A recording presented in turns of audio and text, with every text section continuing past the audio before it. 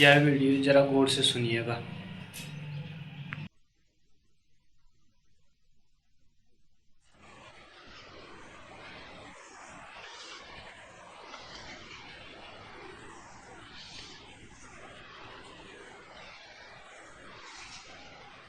पहला प्रश्न। भगवान, आपने उस दिन हमारे पूज्य आचार्य श्री तुलसी को भोंदूमल कहा तथा मुनि श्री नथमल को थोथुमल कहा तथा अन्य साधुओं को गधा कहा। जब आप हमारे पूज्य मुनियों और साधुओं को ऐसी गालियां देते हैं तो आपका विरोध क्यों न हो? भगवान महावीर ने तो साधुओं, मुनियों, सिद्धों, आचार्यों और उपाध्यायों को नमस्कार कहा है, जिसका आपने महावीर वाणी के एक प्रवचन में समर्थन भी किया है। फिर यह विरोधाभास क्यों? हीरालाल जैन।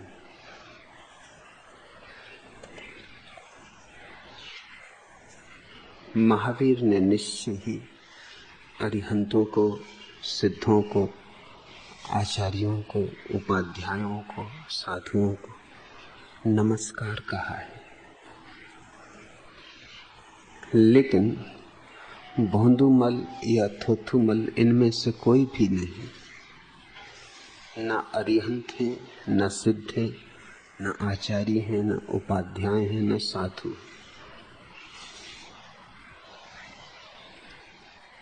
फिर भोंदूमल को भोंदूमल कहने में गाली कहाँ है?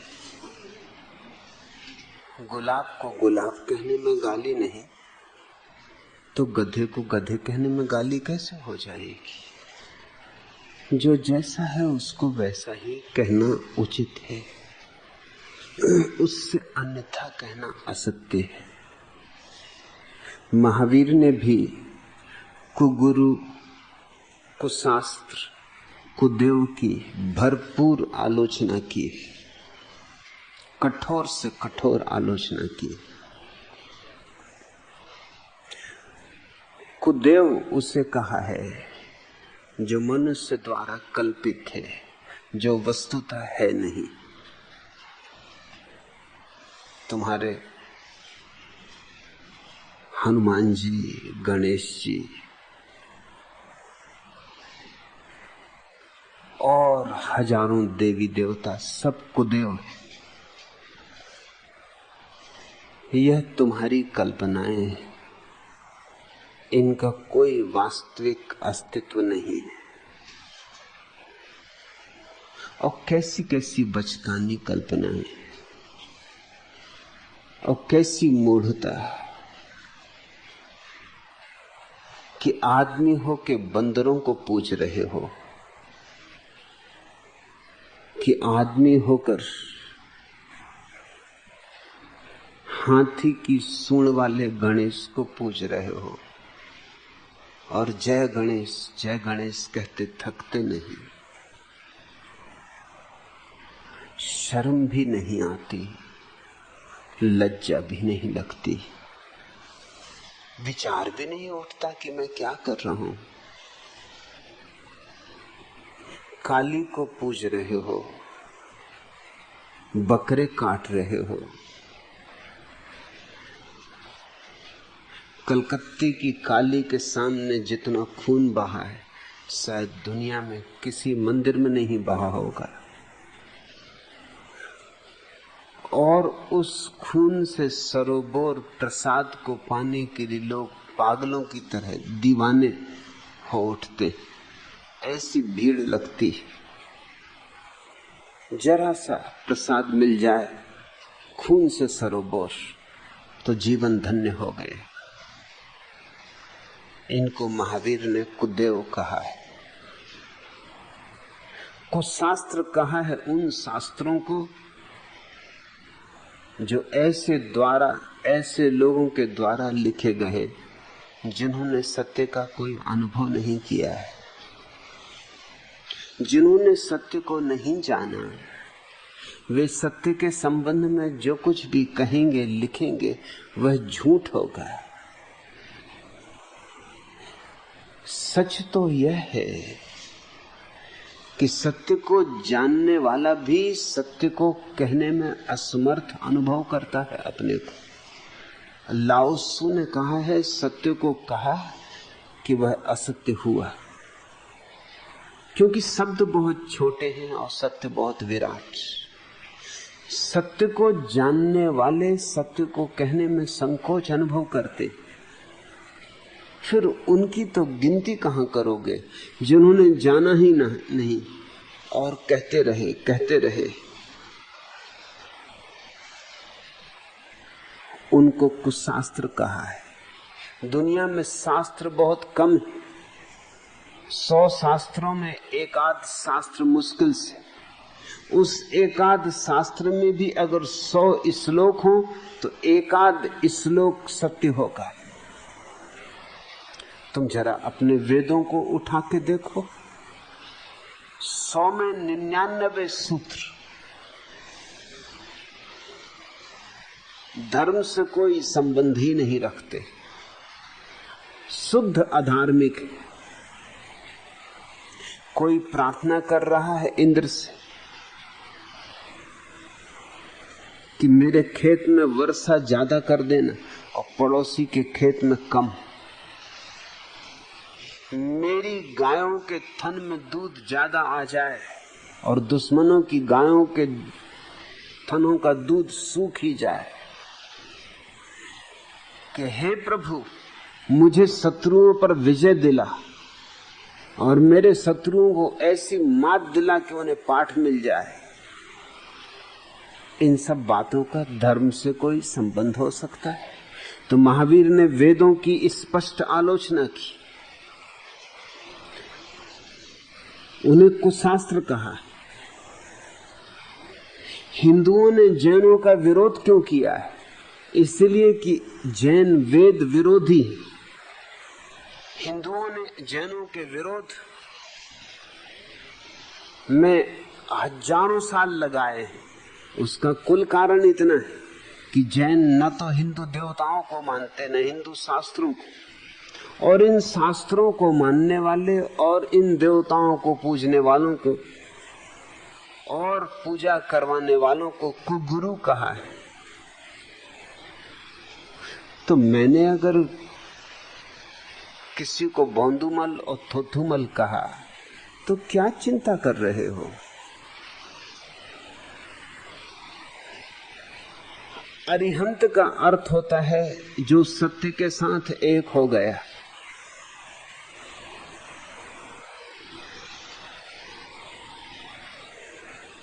सत्य के साथ जो एक हो गया है वो पूछेगा कि मैं ध्यान कैसे करूं, और भोंदूमल ने यही मुझसे पूछा कि ध्यान कैसे करूं। सत्य के साथ जो एक हो गया है, अब क्या ध्यान? स्वस्थ जो हो गया है, अब क्या औषधि?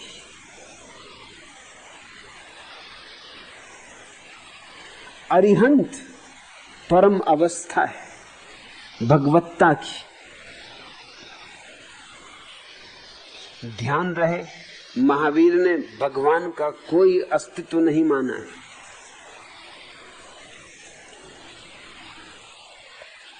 निश्चित ही जो भगवान को मानते हैं उन सबको चोट पड़ी होगी, जैसे चोट हीरालाल जैन को पड़ गई। तिलमिला गए होंगे। महावीर को नास्तिक कहा है हिंदुओं ने, और हिंदुओं की नास्तिक की व्याख्या यही, जो वेद को न माने, ईश्वर को न माने। अब और नास्तिकता क्या होगी?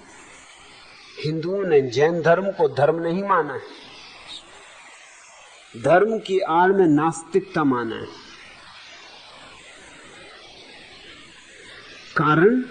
कारण स्पष्ट है। महावीर ने भगवत्ता स्वीकार की, भगवान को स्वीकार नहीं किया, और मैं उनसे राजी हूं। यह अस्तित्व भगवत्ता से भरा हुआ है। भगवत्ता एक गुण है, व्यक्ति नहीं। फूलों की गंध में भगवत्ता है, ये वर्षा की बूंदाबांदी में भगवत्ता है, कहीं सोई है कहीं जागी। जब जाग जाती है तो अरिहंत,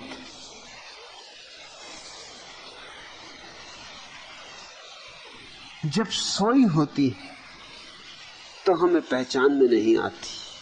चट्टानों में भी भगवत्ता सोई हुई है, क्योंकि उनमें भी जीवन है।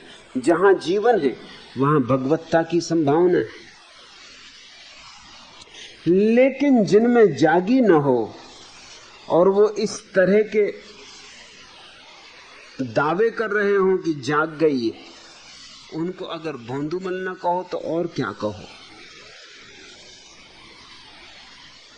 मुझसे एकांत में जैन मुनि मिलते हैं तो पूछते हैं कि आत्मा को कैसे पहचाने, और रोज सुबह शाम आत्मा की ही चर्चा करते हैं।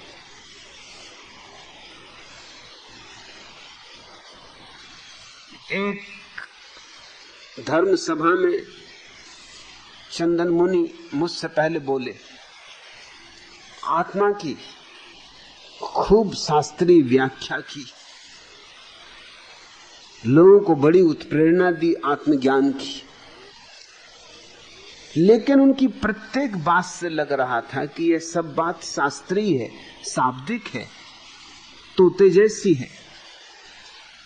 उनकी आंखों में आत्मबोध का कोई झलक, उनके शब्दों में आत्मभाव का कोई गीत, उनके उठने बैठने में आत्म अनुभूति का कोई सौंदर्य कुछ भी नहीं।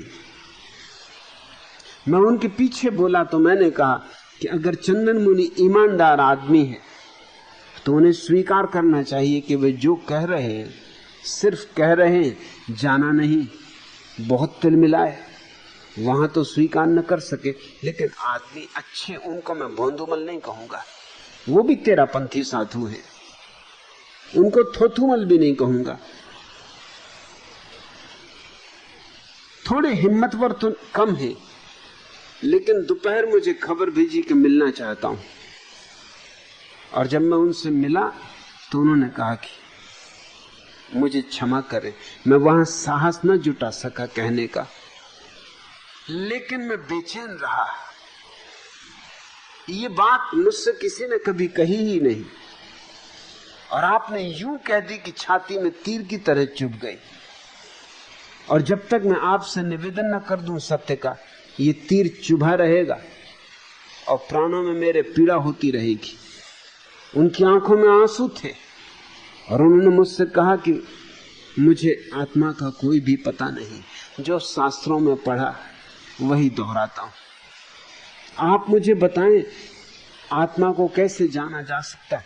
इस व्यक्ति को मैं थोथुमल नहीं कहूंगा, इस व्यक्ति को भोंदूमल भी नहीं कहूंगा, इस व्यक्ति को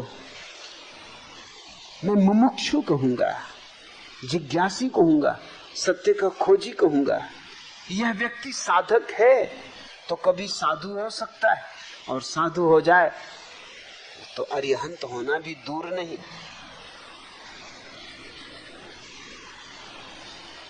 लेकिन आचार्य तुलसी को इतना ईमानदार नहीं मानता हूं। जो मेरा उनका अनुभव आया उसमें चालबाजी, राजनीति, कूटनीति, वे सब तो मुझे दिखाई पड़ी बातें, आत्मानुभव बिल्कुल दिखाई नहीं पड़ा। और जो उन्होंने मुझसे पूछा वो प्रश्न ही सूचक थे इस बात के। मैंने आज तक किसी से नहीं पूछा कि ध्यान कैसे करूं। क्यों पूछूं? क्या जरूरत पूछने की? मैंने किसी से नहीं पूछा कि आत्मा को कैसे पाऊं। एक मैंने कष्ट कर ही लिया था, अगर आत्मा मेरे भीतर है तो किसी से क्या पूछना है। खोजूंगा, तलाशूंगा, टटोलूंगा, देर अबेर मिलेगी ही मिलेगी। अगर मेरे ही भीतर है तो खोदता रहूंगा, खोदता रहूंगा। जो भी कीमत चुकानी होगी चुका दूंगा।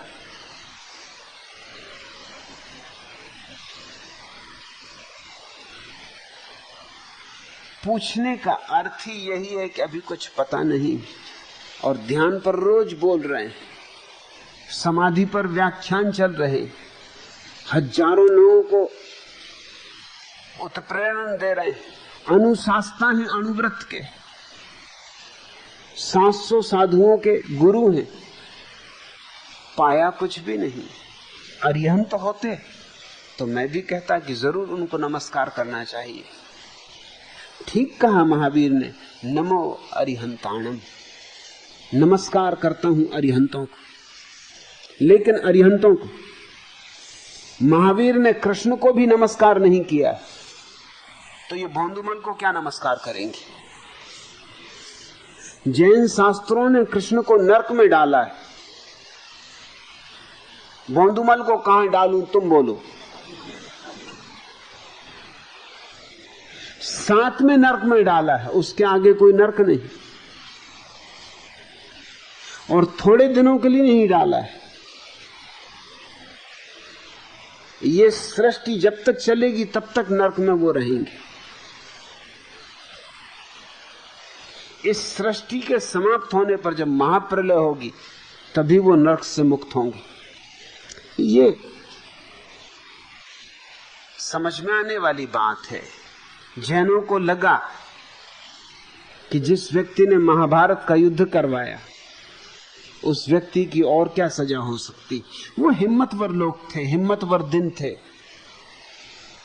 अब तो लल्लो चप्पो के दिन आ गए, हर कोई हर किसी की चमचागिरी कर रहा है, एक दूसरे की चमचागिरी लोग कर रहे हैं, कोई सत्य बोलता नहीं। वो कहते हैं कि आप महान, दूसरा भी कहता है आप महान, एक कहता है मैं आपके सामने कुछ भी नहीं, दूसरा कहता है मैं आपके सामने कुछ भी नहीं। सभी लखनवी हो गए, शिष्टाचार चल रहा है, सत्य बोलने की हिम्मत नहीं। महावीर को शिष्टाचार नहीं था। जिन्होंने ये हिम्मत की कि कृष्ण को नरक में डाल दिया, इनकी छाती को धन्यवाद देना होगा। ये कोई छोटा मोटा काम नहीं था। हिंदुओं के देश में हिंदुओं के पूर्णावतार को नरक में डालना, मैं नहीं कहता कि ये ठीक है या गलत है, मैं सिर्फ इतना कह रहा हूं कि महावीर को जो ठीक लगता था वो उन्होंने कहा, और ये कहने का प्रत्येक व्यक्ति को हक। मैं तो जब आचार्य तुलसी को मिला तो जो बात मेरे मन में पहली बार उठी वो ये थी कि आदमी निपट भोंदू है। जो बात मेरे मन में उठी वो मुझे कहने का हक है। उनके मन में जो उठी हो वो कहें, उसमें मुझे कुछ ऐतराज नहीं। तुम पूछते हो आपका विरोध क्यों ना हो, जरूर हो, जी भर के हो, वही तो मैं चाहता हूं। मेरे अपने हिसाब हैं, मेरे काम करने के अपने ढंग हैं। मैं तो चाहता हूं जितने विरोधी पैदा हो जाएं उतना अच्छा। ये सारा मुल्क एक ही चिंतना से भर जाए, या तो मेरे पक्ष में या मेरे विपक्ष में। ये सारी पृथ्वी पर एक ही विभाजन की रेखा हो जाए, या तो मेरे साथ या मेरे खिलाफ। यही चाहता हूं, क्योंकि उससे चिंतन पैदा होगा, विचारणा पैदा होगी, लोग मंथन करेंगे कि बात में क्या सच है और क्या झूठ है। आखिर इतने लोग क्यों चिंतन कर रहे हैं, क्यों इतने लोग विरोध में, क्यों इतने लोग पक्ष में। मैं तो बांट देना चाहता हूं सारी दुनिया को। तो जरूर हीरालाल जैन, खुशी से विरोध करो, जी भर के विरोध करो, मुझे विरोध से कोई ऐतराज नहीं, मजा आ जाएगा। तुम विरोध करोगे तो मैं कोई चुप रहने वाला हूं?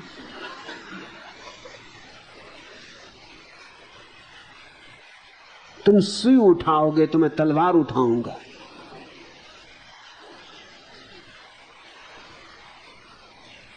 मुझे कुछ अड़चन नहीं है विरोध इत्यादि से, उसका मैं सामना कर सकता हूं भली भांति। अरिहंतों को जरूर नमस्कार है, लेकिन महावीर ने बुद्ध को भी नमस्कार नहीं किया है, कृष्ण को भी नमस्कार नहीं किया है, राम को भी नमस्कार नहीं किया है। इनमें से किसी को अरिहंत नहीं माना है। और तुम सोचते हो कि आचार्य तुलसी और मुनि नथमल ये अरिहंत है। अरिहंत का अर्थ है जो सत्य के साथ एक हो गया, भगवत्ता को उपलब्ध हो गया।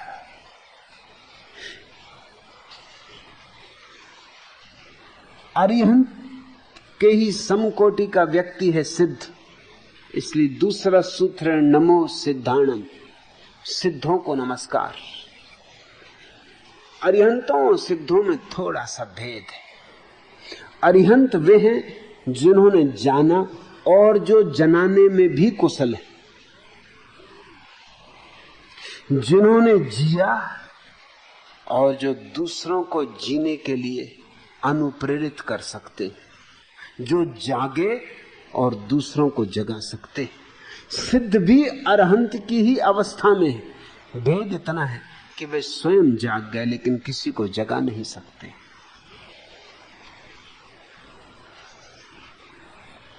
उन्होंने स्वयं जान लिया, रस पी लिया, मस्त हो गए।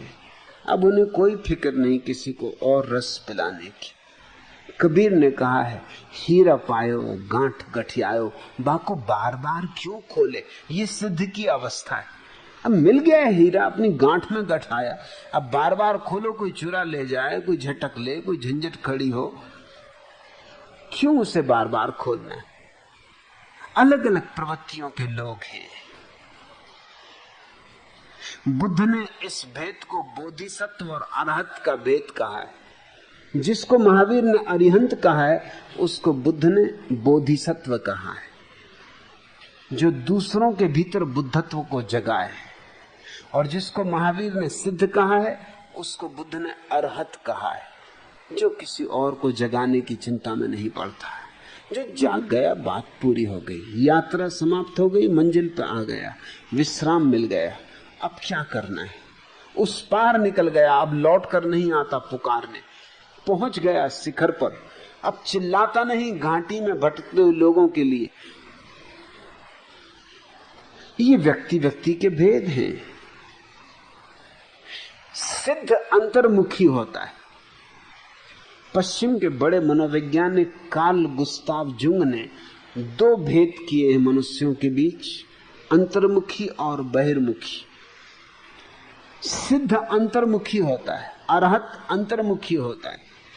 उसने पा लिया, अपने भीतर बंद हो जाता है।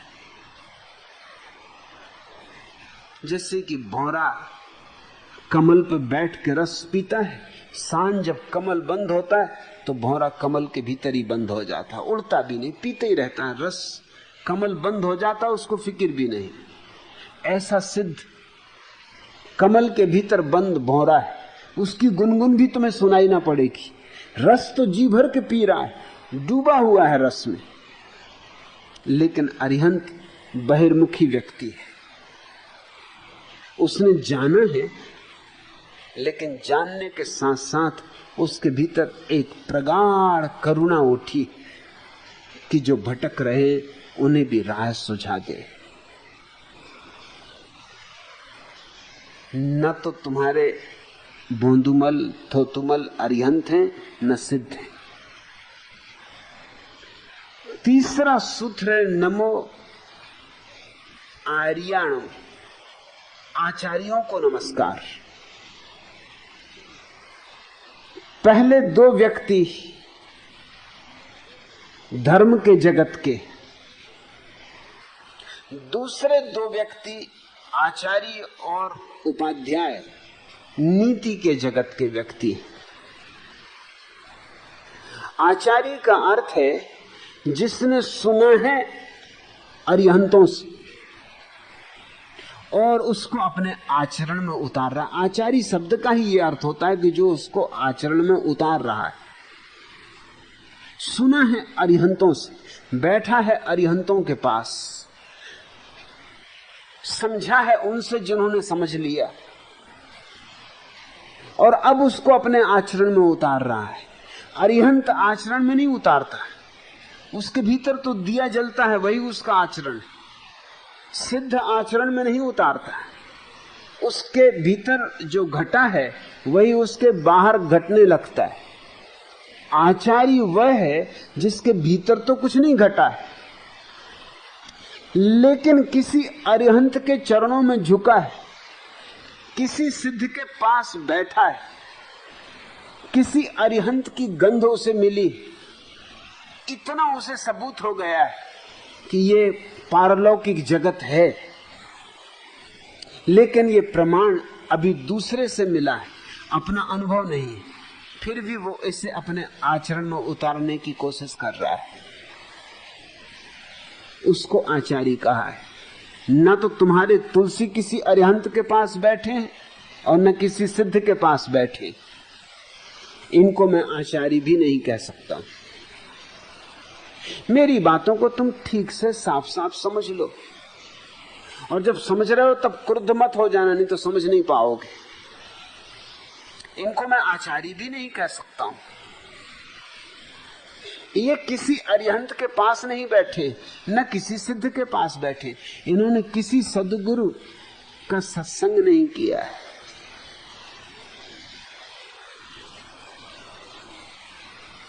चौथी व्यवस्था है उपाध्याय की, नमो उवज्जायाणम। उपाध्यायों को नमस्कार करता हूं।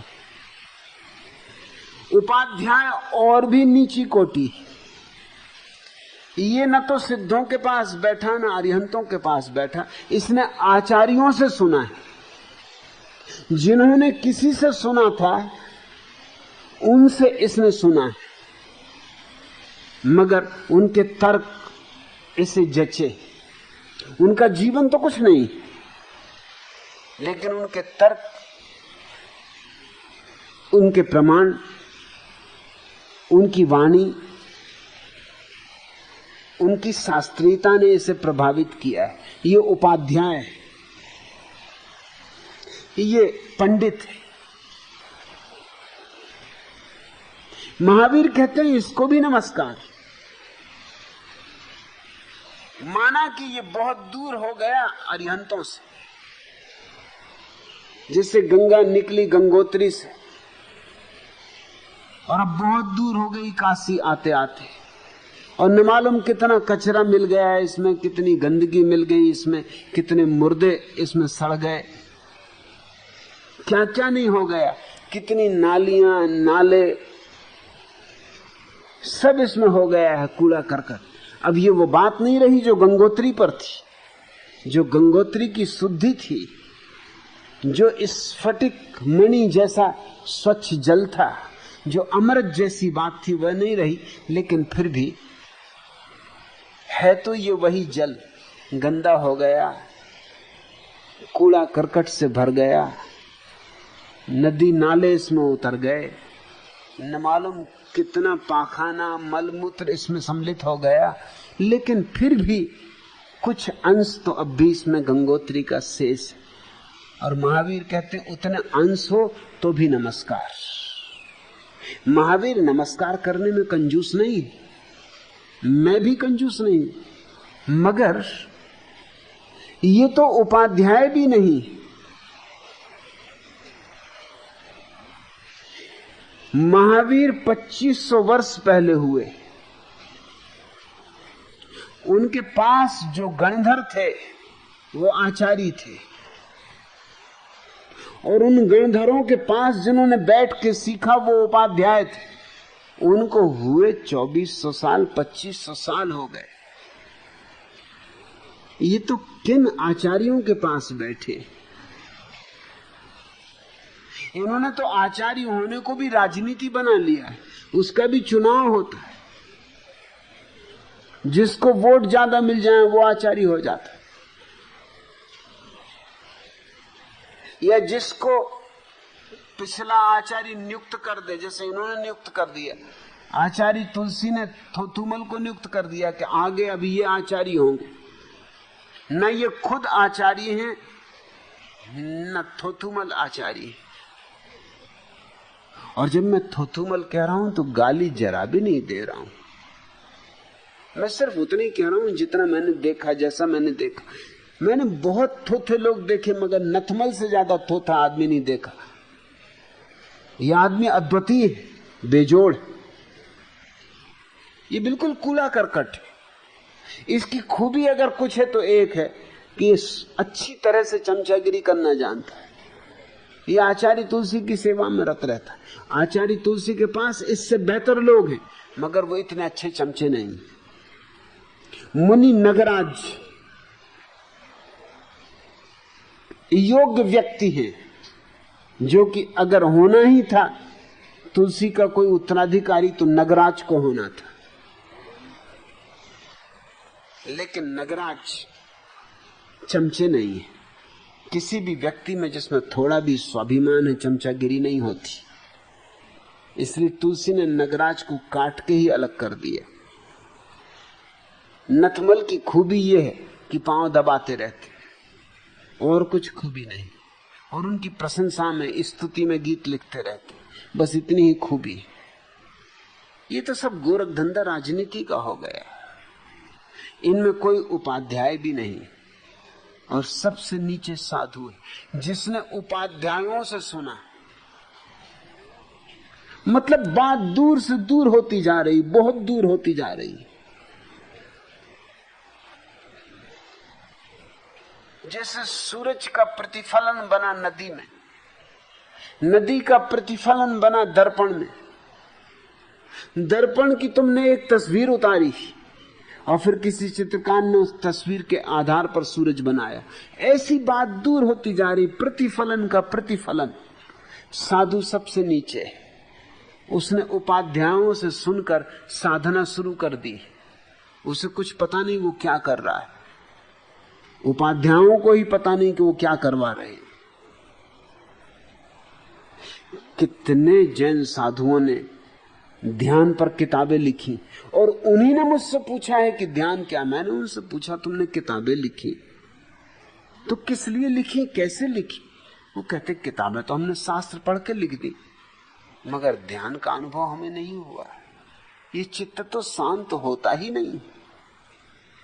हालांकि समझाते हैं रोज लोगों को कि चित्त को शांत करो, निर्विचार बनो, निर्बीज बनो, मगर कोई इनसे पूछे कि तुम निर्बीज हुए, तुम्हारा चित्त शांत हुआ, तुमने मौन पाया, तुमको मुनि कैसे कहें, किस आधार पर कहें?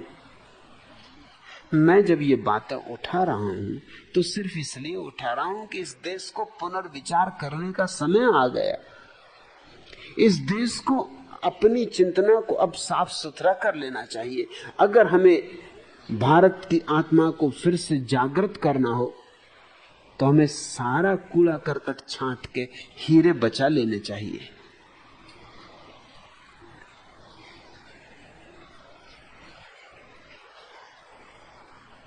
लेकिन हीरालाल जैन को कष्ट हुआ होगा, वो जैन होना दिक्कत दे रहा है।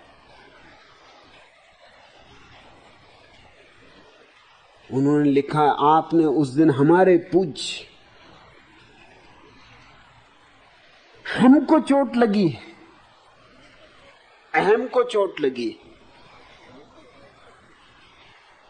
हमारे पूज्य को थोथुमल कह दिया, तो हमारी तो गिनती ही क्या रही, हम तो और ही गए बीते हो गए। प्रत्येक व्यक्ति अपने अहंकार को बड़ी तरकीबों से भरता है। हर शिष्य अपने अहंकार को भरने की तरकीबें करता है। अगर मुझे कोई गाली दे दे तो मेरे शिष्य को, जो मुझे नहीं समझता है, फौरन चोट लग जाती। उसे चोट इसलिए नहीं लगती कि मुझे गाली पड़ी, उसे चोट इसलिए लगती है कि अगर मेरे गुरु को गाली पड़ी तो मैं भी तो सम्मिलित हूं। मेरा गुरु तो महान होना चाहिए, तो उसी आधार पर मैं भी महान हो जाता हूं। महान गुरु का शिष्य महान, थोथे गुरु का शिष्य थोथा। हीरालाल को लगा होगा ये तो मुझको ही थोथा कह दिया, मगर सीधा कह नहीं सकते कि आपने मुझे थोथा कहा। घूम के आ रहे हैं, लंबा चक्कर लगा रहे हैं कि हमारे मुनियों को, हमारे आचार्यों को भौंदुमल कह दिया।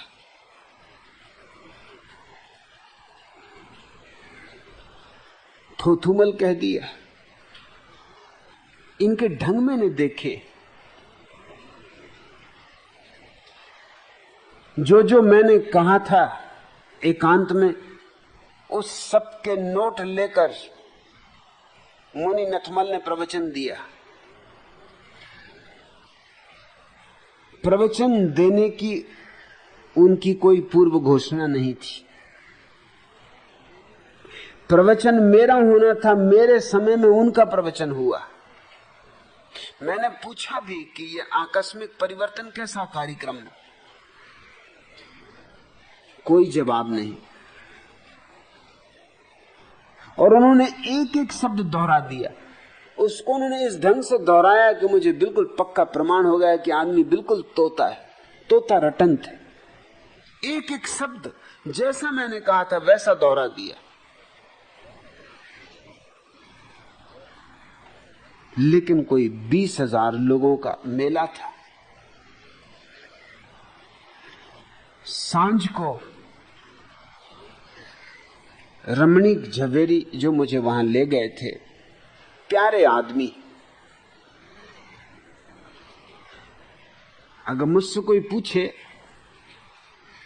तो तुलसी और नथमल दोनों से ज्यादा श्रेष्ठ आदमी मैं रमणीक झवेरी को मानता हूं। इस आदमी में कुछ खूबियां हैं। ये न तो मुनि है न साधु है, मगर इसमें एक सरलता है, और सरलता ही साधुता है। इसमें एक सहजता है और इसमें एक साहस भी है। सांझ को आके उन्होंने मुझसे कहा कि बड़ी हैरानी की बात है, मुझे भी बहुत धक्का लगा कि जो समय आपका था उसमें नथमल को क्यों बुलवाया। और जब नथमल जो बोले तो मैं एक एक बात समझ गया कि ये तो सब आपकी बातें हैं जो वो कह रहे हैं, जो उन्होंने इसके पहले कभी नहीं कही। तो मैंने शाम को ही जाके उनसे कहा कि ये बात उचित नहीं है। तुलसी जी को मैंने कहा कि बात उचित नहीं है। मुझे आपने कहा था कि उनको मैं आमंत्रित करके ले आऊं, मैं उन्हें आमंत्रित करके लाया हूं। मुझको भी धक्का लगा कि ये बात उचित नहीं है, ये अनुचित हुआ। और फिर भी मैं आपको कहता हूं कि आपके मुनि नथमल का कोई प्रभाव जनता पे पड़ा नहीं, क्योंकि वो बातों में जान नहीं थी। जब बातें उधार होती उनमें जान नहीं होती।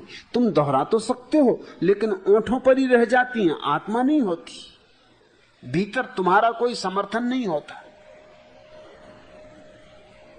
तो तुलसी जी ने क्या कहा मालूम?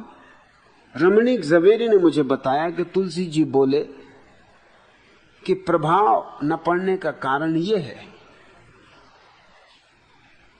कि रजनीश तो उपयोग करते हैं लाउड स्पीकर का, और मेरे मुनि लाउड स्पीकर का उपयोग नहीं करते, इसलिए जनता पे प्रभाव नहीं पड़ा। और तुम जान के हैरान होगे, दूसरे दिन से ही उनके मुनियों ने लाउड स्पीकर का उपयोग शुरू कर दिया। सदियों की परंपरा इतने समय टूट गई। ये सब बाजारी लोग हैं, दो कौड़ी के इनके सिद्धांत हैं।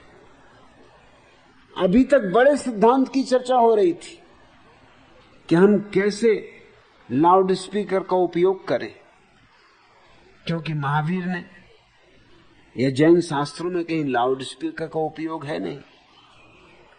फिर ये तो यंत्र है, आधुनिक यंत्र है, और ये तो मुंह पे भी पट्टी बांधे रहते कि कहीं मुंह से भी जोर से आवाज निकले, गर्म हवा निकले, कीड़े मकोड़े मर जाएं, कुछ जीवाणु मर जाएं। लाउड स्पीकर पर बोलना तो इतने जोर से बोलना है कि न मालूम कितने जीव जंतु मर जाएंगे। सब भूल भाल गए, सब सिद्धांत की बकवास जो कल तक चलती थी बंद हो गई। और थोथुमल इनको मैं इसलिए कहता हूं, भोंदुमल इसलिए कहता हूं कि ये बातें भी अगर ईमानदारी से स्वीकार की जाएं कि जमाना बदल गया और अब 20,000 लोगों को हमें बोलना है, तो हम उपयोग करेंगे लाउड स्पीकर का, तो भी ठीक। इसमें भी चालबाजियां। चालबाजी क्या? दूसरे दिन आचार्य तुलसी बोलने बैठे और एक आदमी ने लाके माइक वहां रख दिया। जब वो बैठे तब माइक नहीं था, जब वो बैठ गए, अभी बोलना शुरू नहीं किया, माइक लाके रख दिया गया, तब उन्होंने बोलना शुरू किया। उनसे पूछा गया कि आप माइक से बोल रहे हैं? उन्होंने कहा कि नहीं, मैं तो बोल रहा हूं, अब कोई माइक लाके रख दे, इसमें मैं क्या करूं? देखते, इसको मैं चालबाजियां कहता हूं, इनको मैं बेईमानियां कहता हूं, और तुम कहते हो मैं गालियां दे रहा हूं। और तब से रोज माइक रखा जा रहा है। चलो एक आध दफा किसी ने रख दिया होगा, भूल से रख दिया होगा, मगर तब से अब कोई 15-16 साल हो गए, रोज माइक रखा जा रहा है। और उनके सामने नहीं, 700 साधु साध्वियों के सामने माइक रखा जा रहा है, सारे हिंदुस्तान में माइक रखा जा रहा है। ये माइक रखने वाले कौन है और इनको क्या पड़ी? और जब इनके गुरुजन माइक के खिलाफ है, तो ये लोग क्या उनको नरक भिजवाने की कोशिश कर रहे हैं?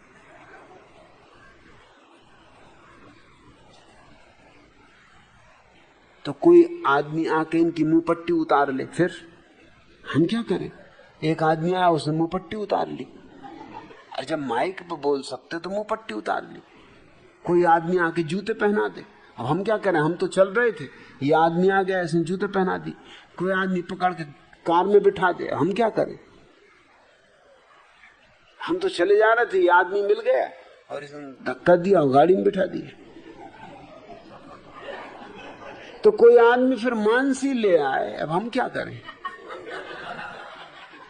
हम तो भोजन कर रहे थे, इसने थाली में परोस दिया, तो थाली में कुछ छोड़ना तो ठीक नहीं, तो ले लिया। तो फिर अड़चन क्या है? फिर अड़चन किस बात की? इस तर्क को जरा समझने की कोशिश करो, ये बेईमानी के तर्क हैं या नहीं। और इन बेईमानों को तुम कहो कि ये उसी कोटि में आते हैं जिसमें अरिहंत, सिद्ध, आचार्य, उपाध्याय, साधु, मैं स्वीकार नहीं करूंगा। और तुम पूछते हो कि आपने महावीर वाणी के एक प्रवचन में इसका समर्थन किया, निश्चित किया, आज भी करता हूं।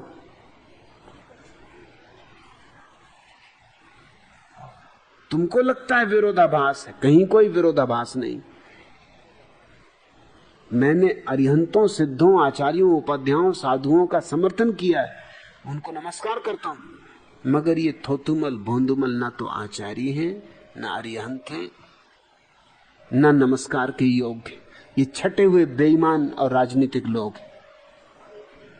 तुम देखो, यूं रायपुर में आचार्य तुलसी पर भारी विवाद खड़ा हुआ था कुछ वर्ष पहले, क्योंकि उन्होंने राम के संबंध में कुछ बातें लिख दी थी जिससे हिंदू भड़क गए।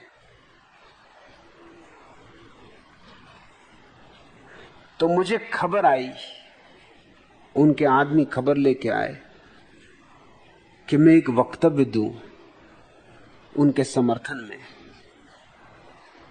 और उनका जो विरोध किया जा रहा है उसके विरोध में। मैंने कहा विरोध तो उचित नहीं है, क्योंकि प्रत्येक व्यक्ति को अपने विचार व्यक्त करने का हक है।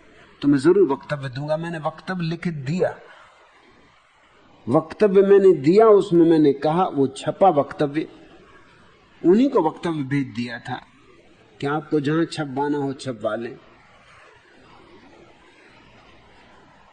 कि प्रत्येक व्यक्ति को अपने विचार प्रकट करने का हक है।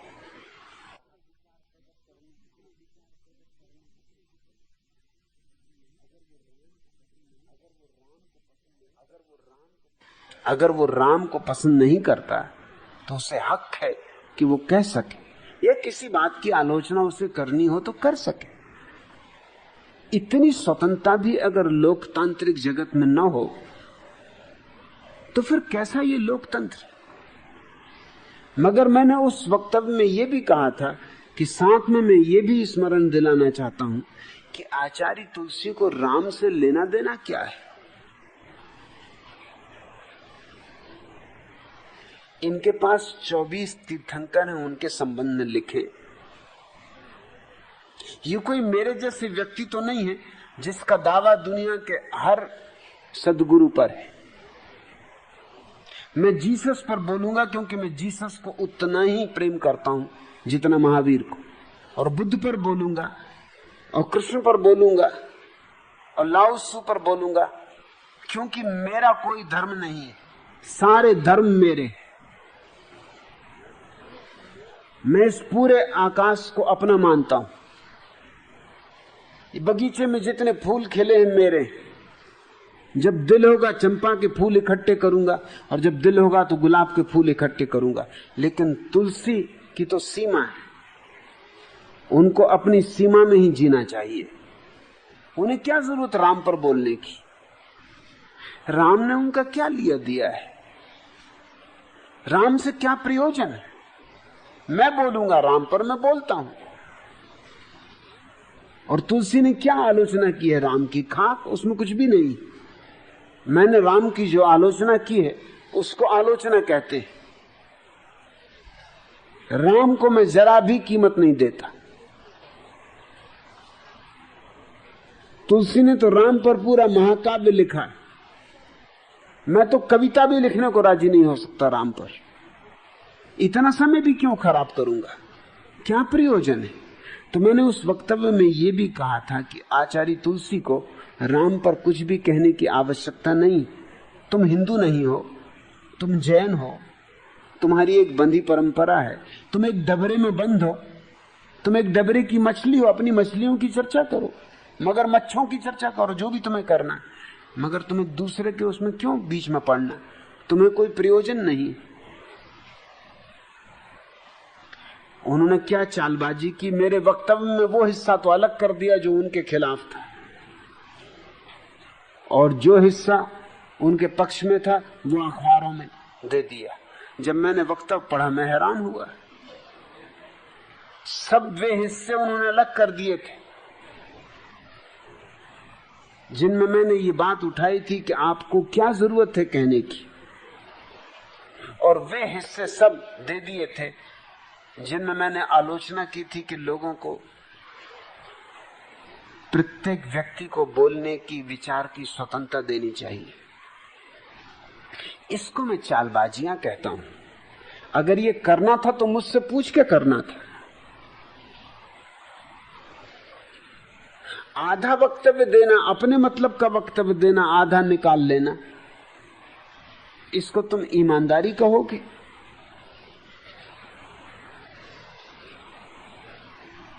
और तुम जरा सोचो, उनको किसी ने छुरा नहीं मार दिया था, गोली नहीं मार दी थी, सिर्फ आलोचना हो रही थी। अभी मुझ पर छुरा फेंका गया, मेरी हत्या करने की कोशिश की गई। हिंदुस्तान के किसी एक धर्मगुरु ने इस बात का खंडन किया? किसी एक धर्मगुरु ने यह भी कहा कि यह बात अनुचित है? और ये सब अहिंसा के पुजारी, इनने कुछ कहा? आचार्य तुलसी ने कुछ कहा? कांजी स्वामी ने कुछ कहा? सुशील मुनि ने कुछ कहा? एलाचारी विद्यानंद ने कुछ कहा? ये सब जैन मुनि, अलग अलग जैन संप्रदायों के, ये तो सब अहिंसा के पुजारी हैं। इनको कम से कम इतना तो कहना चाहिए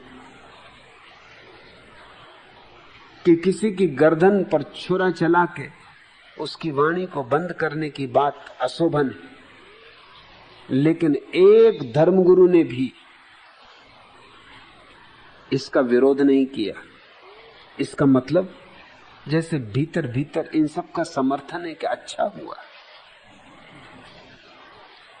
इनको दुख हुआ होगा तो ये हुआ होगा कि वो आदमी चूक कैसे गया।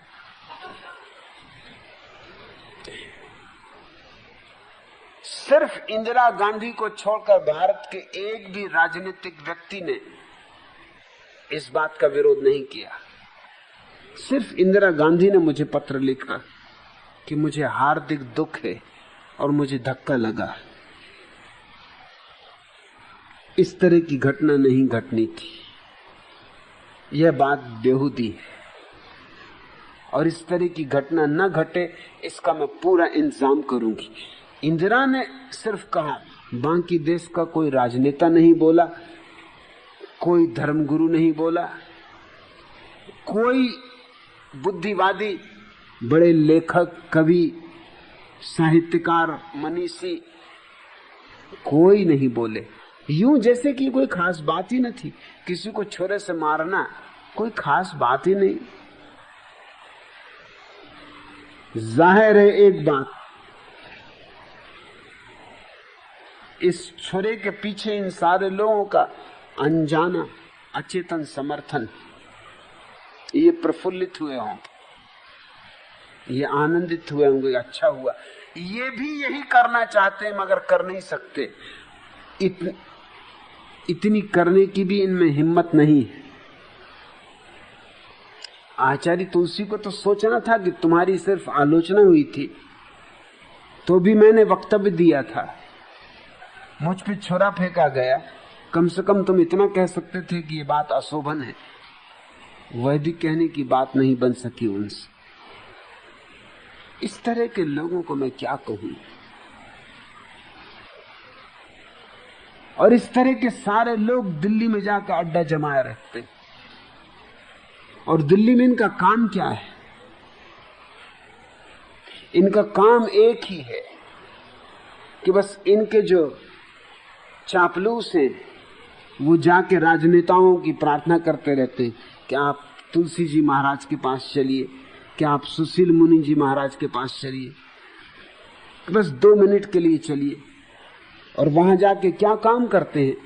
कोई भी जाएगा स्वभावतः नमस्कार करेगा, और जैन मुनि तो किसी को नमस्कार करता नहीं, आशीर्वाद देता है।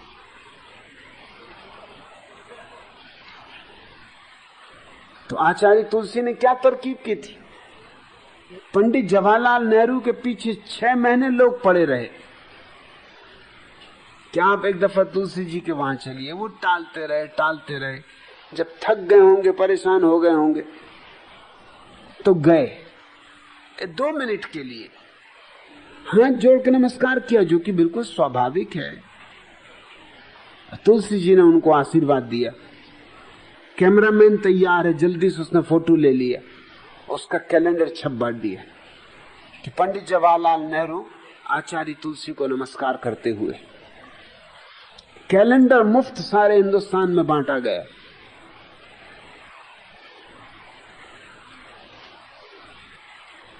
ये चालबाजियां, ये बेईमानियां, इनका धर्म से कोई संबंध है? कोई प्रयोजन है? कोई अर्थ है? मैं सिर्फ चाहता हूं कि तुम सोचो, विचार करो, और तुम्हें अगर इतनी बड़ी चीजें नहीं दिखाई पड़ती तो तुम बिल्कुल अंधे हो। एक साइकिल सवार नाराज हो गया, चिल्ला के बोला, क्यों जी, तुम मुड़ने के लिए हाथ नहीं दे सकते थे? मैं ट्रक के नीचे आ जाता तो? ट्रक ड्राइवर ने कहा, भाईजान तुम ही सोचो, जब तुम्हें मेरा इतना लंबा चौड़ा ट्रक नजर नहीं आया तो हाथ भला कैसे नजर आता? तुम्हें कुछ नजर ही नहीं आ रहा है।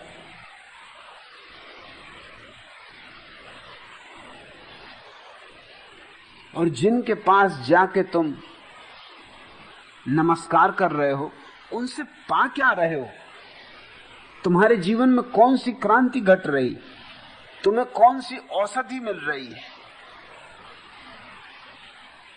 सोहनलाल दुगड़ आचार्य तुलसी के भक्तों में से एक थे। आखिर में मेरे हाथ बिगड़ने लगे थे तो मुझसे उन्होंने एक रात कहा, उनके घर में मेहमान था, कि आपसे क्या छिपाऊं। मैंने जीवन में 4 बार आचार्य तुलसी के कहने से ब्रह्मचर्य व्रत लिया। एक भोंदू मेरे पास बैठे थे, वो तो बड़े प्रभावित हुए कि 4 बार ब्रह्मचर्य व्रत। मैंने उनकी खोपड़ी पे एक चपत लगाई। मैंने कहा, तू इतना बड़ा भोंदू है छटा हुआ कि तुझे ये भी समझ में नहीं आ रहा, तू प्रभावित हो रहा कि ब्रह्मचर्य का व्रत 4 बार लेने का मतलब क्या होता है।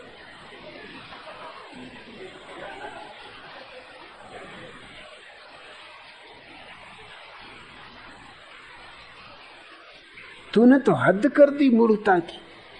उनका गदगद भाव देख के कि वाह क्या गजब कर दिया, 4 बार। मैंने तो 1 बार भी नहीं लिया जीवन में। तो स्वभाव था जिसने 4 बार लिया उसने तो महान साधना कर ली। पहले तू सोच भी तो पागल के 4 बार लेने का मतलब क्या होता है। अब इनसे पूछ कि 5वीं बार क्यों नहीं लिया। तब उनको थोड़ा होश आया और मैंने सोहनलाल को पूछा कि 5वीं बार क्यों नहीं लिया ये बताओ। तो उनका पहले आदमी जो ये पूछ रहे हैं 5वीं बार क्यों नहीं लिया। नहीं तो लोग प्रभावित होते हैं, जैसे ये भैया प्रभावित हुआ कि 4 बार ब्रह्मचर्य का व्रत। 5वीं बार इसलिए नहीं लिया कि 4 बार ले लेके बार बार टूटा, थक गया। मैं समझ गया कि अपने से होने वाला नहीं, इसलिए नहीं लिया। मैंने उन मूर्खानंद को जो बैठे वहां प्रभावित हो रहे थे कहा कि तुमने एक कहानी सुनी है। एक राजनेता पागलखाना देखने गया। उसने पूछा कि जब कोई पागल ठीक हो जाता है तो तुम कैसे तय करते हो कि वो ठीक हो गया। तो उसने कहा कई हमारे पास परीक्षण है। जैसे अगर पढ़ा लिखा आदमी हो तो हम उससे पूछते हैं कि जो पहला हवाई जहाज का उड़ाका था उसने पृथ्वी के 4 चक्कर लिए। उन 4 चक्कर लेने में 1 बार मारा गया। कौन से चक्कर में मारा गया।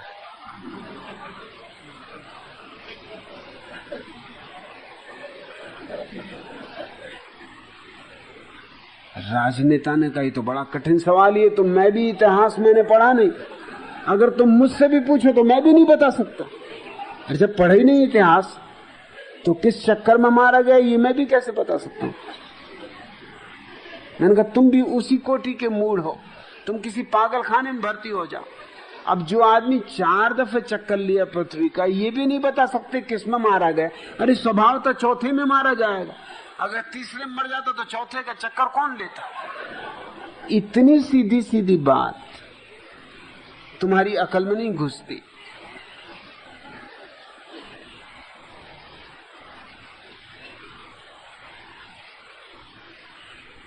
इसी तरह का ये अणुव्रत आंदोलन चलता है। लोग व्रत ले लेते हैं, टूटते रहते हैं। न कोई व्रतों का मतलब है, न कोई संभालने का सवाल है। मगर तुलसी जी अणुव्रत शास्ता हो गए, अणुव्रत अनुशास्ता हो गए। इस देश में क्रांति वगैरह तो होती ही नहीं, क्रांतिकारी बहुत। इस देश को सुधारने वाले इतने कि कभी कभी मैं ये सोचता हूं कि सुधारना किसको है।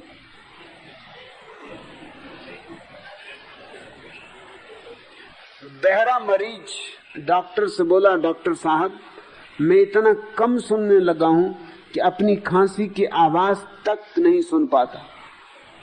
डॉक्टर ने कहा घबराओ मत, ये 2 गोलियां खा लेना, खांसी तेज हो जाएगी, तब तुम उसकी आवाज ठीक से सुन सकोगे।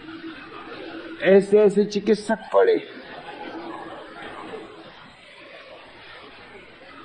सिर्फ देते हैं सुनाई शब्द अनगढ़, अर्थ आधे, टूटते से स्वर, द्वार पर ताले जड़े हैं, ऊंघते से घर, आजकल इस ओर भी बस्ती नहीं। कौन जाने सब कहां है, नौकरी पर या कि बाहर या कि भीतर, या सभी को लीलता है मुखर संशय, मौन का डर, जिंदगी मुर्दा घरों को देखकर हंसती नहीं है। आजकल इस गांव में सब कुछ मगर बस्ती नहीं। ऐसा लगता है ये देश एक मरघट हो गया है। इसमें मुर्दों की पूजा चल रही है। मुर्दे मुर्दों को पूज रहे हैं, मुर्दे मुर्दों का जुलूस निकाल रहे हैं, जय जयकार कर रहे हैं। न कोई सोचता न कोई विचारता। और अगर कोई सोचने विचारने की बात कहे तो फौरन तुम तिलमिला जाते हो। ये सारी बातें मैं तुम्हें सिर्फ झकझोरने के लिए कह रहा हूं। ताकि तुम एक दफा पुनर्विचार में उतर जाओ। इस देश का विचार मर गया तो आत्मा मर गई। इस देश को झकझोरना होगा, और आंधी आए तूफान आए तो ही शायद तुम जगो, तो जगो, अन्यथा तुम जग नहीं सकते हो। मेरा विरोध करो, जी भर के विरोध करो।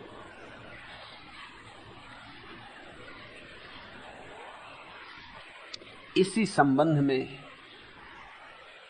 दूसरा प्रश्न पूछा है,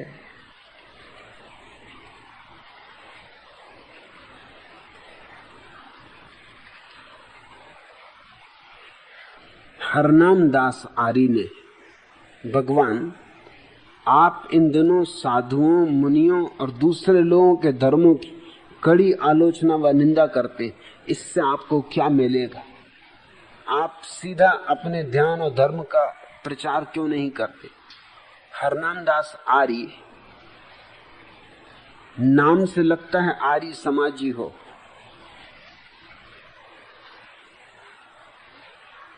दूसरों की आड़ में अपनी बात छिपा रहे।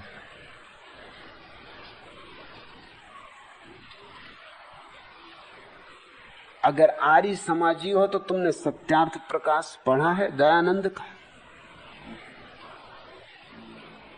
उसमें तो सारे धर्मों की आलोचना है। आग लगा दो उसको। क्योंकि क्यों दयानंद ने दूसरे धर्मों की बात की, आलोचना की? अपने ध्यान और धर्म का प्रचार करते। तुम आर्य क्यों हुए? और कुछ तुम जरा बुद्धि पर थोड़ा बल डालो। बुद्ध ने महावीर की भी आलोचना की और सख्त आलोचना की। वे दिन जानदार थे, शानदार थे। लोग तलवारों पर धार रखते थे। प्रतिभा एक तलवार है। ऐसे कमजोर और कायर नहीं थे, ऐसे पूंछ दबा के नहीं भागते थे। बुद्ध ने महावीर की आलोचना की और सख्त आलोचना की, क्योंकि जैन कहते थे कि महावीर त्रिकालज्ञ और बुद्ध इस पे बहुत हंसते थे।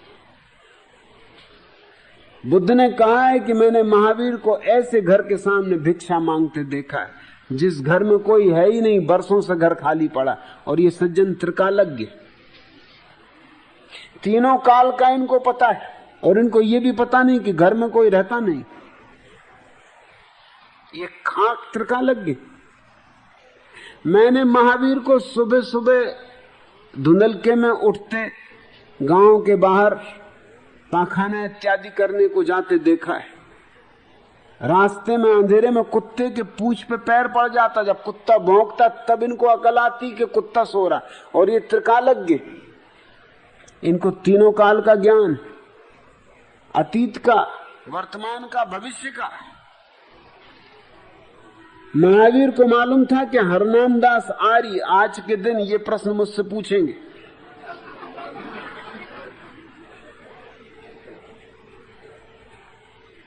बुद्ध ने बहुत मजाक उड़ाई है।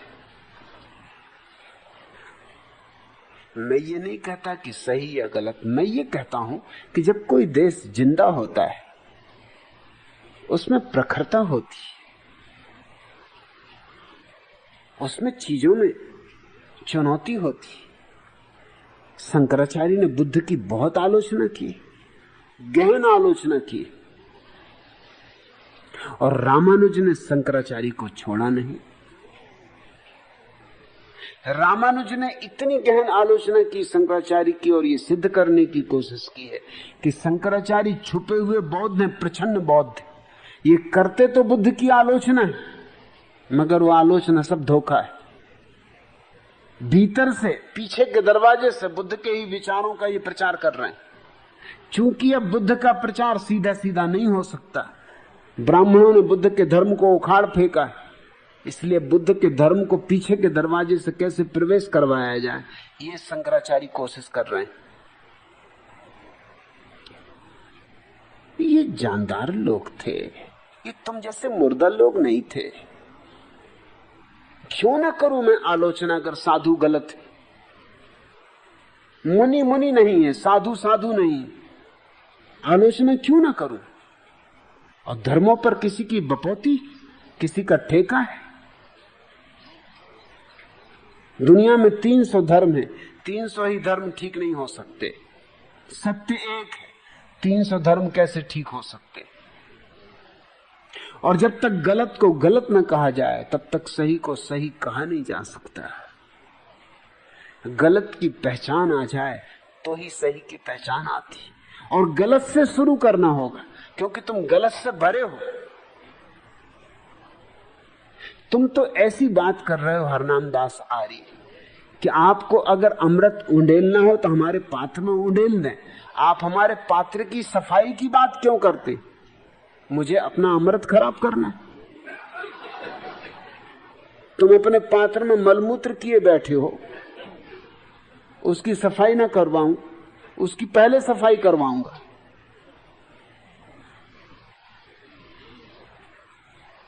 लेकिन लोग तो एक से एक पहुंचे हुए। मैंने सुना 2 हिप्पी एक रास्ते पर चले जा रहे थे। एक हिप्पी बड़ी देर से नाक पर रुमाल लगाए हुए थे। 2-3 मील चलने के बाद उसने कहा कि भाई, क्या तूने अपने पतलून में पाखाना किया? क्योंकि पहले मैंने सोचा कि नालियों की बात होगी, फिर नालियां भी खत्म हो गई, अब तो कोई नाली भी नहीं है। फिर मैंने सोचा कि आदमियों में से बात आ रही होगी, अब कोई आदमी भी नहीं, अब हम दोनों ही बचे। क्या तू अपने पतलून में पखाना कर रहा है? दूसरे का कभी नहीं। नहीं जी, क्या बातें करते हो? दूसरे तो उतार पतलून, क्योंकि बांस इतनी तेज है और 3 मील से साथ चल रही है। उसने पतलून उतरवाया, वो पाखाने से भरा हुआ था। उसने कहा ये क्या है? तो उसने कहा कि ये तो पुराना है, कोई अभी थोड़ी। तुम कह रहे थे पतलून में पाखाना कर रहे हो, तो मैंने कहा नहीं, अरे ये तो बहुत पुराना है, ये तो कई दिन पहले की बात है। तुम्हारे बर्तनों में कितना गंदगी और कितना कचरा भरा है, उसको ना निकालूं? हरनाम दास आर्य, तुम कह रहे हो कि आप अपना धर्म का सीधा प्रचार क्यों नहीं करते? सीधा प्रचार कहां करूं? जितनी खोपड़ियां सब कचरे से भरी हुई। कोई हिंदू है, कोई मुसलमान है, कोई ईसाई है, कोई जैन है, कोई बौद्ध है। तो पहले उसका कचरा निकालना होगा, तभी उसके भीतर सम्यक सत्य को डाला जा सकता है, अन्यथा कोई उपाय नहीं। लेकिन तिलमिलाते क्यों हो? अगर तुम्हारे धर्मों में सत्य है तो टक्कर क्यों नहीं लेते? तो तुम अपने धर्मों के जो धुरंधर हैं उनसे कहो कि जवाब दे मेरी बातों का। लेकिन तुम्हारे धर्म के धुरंधर भी क्या हैं?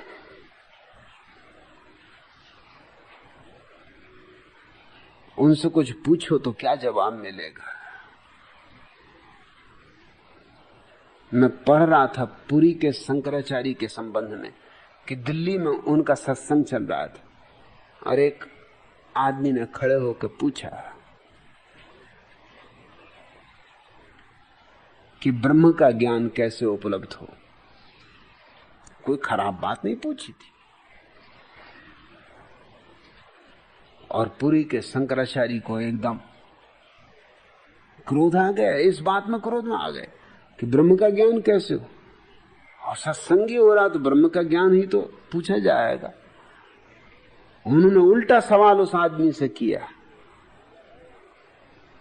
कि तुम्हारी चुटैया है या नहीं। अब आजकल किसकी चुटैया होती? सिर्फ गधों को छोड़कर और किसी की नहीं। कोई समझदार आदमी चुटैया काहे के लिए रखेगा? कोई औरत के हाथ से पिटना, वो पकड़ के चुटैया और धुनकाई करेगी।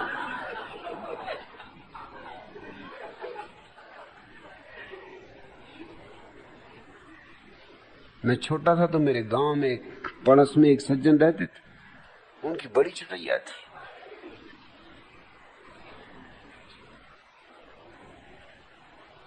मैं उनकी चुटैया के खिलाफ था। उनसे कई दफा कहा कि देखो तुम चुटैया छोटी कर लो। उन्होंने कहा तुम कौन हो जी मेरी चुटैया छोटी करने वाले, और तुम्हें मतलब? मैंने कहा मैं भी तुम्हारा पड़ोसी हूं, तुम्हारी वजह से मेरी तक बदनामी होती कि तुम ऐसे पड़ोस में रहते हो। अरे ये भी हाथ दोगे?